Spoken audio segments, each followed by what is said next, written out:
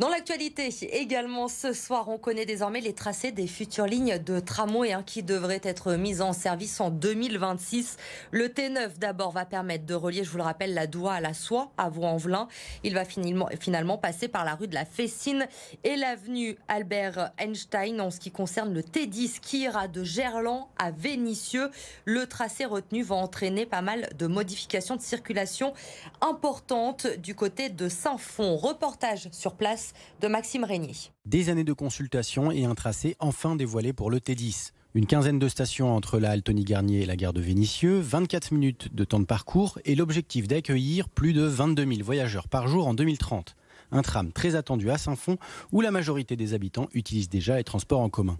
Il y a quand même, pour le nombre de population, beaucoup trop de véhicules sur Saint-Fond qui circulent parce que nous sommes une ville qui est traversée par des automobilistes qui souhaitent éviter l'autoroute ou le boulevard périphérique.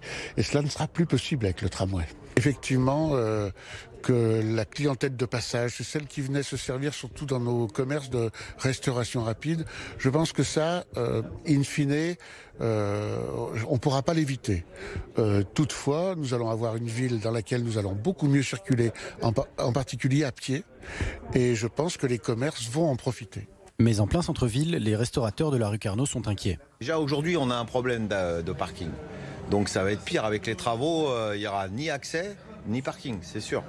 Et pendant 3 ans. Donc ce qui veut aussi dire que j'aurai plus de clientèle et que j'ai déjà 3 salariés. Je pense qu'il y en a 2 qui vont partir.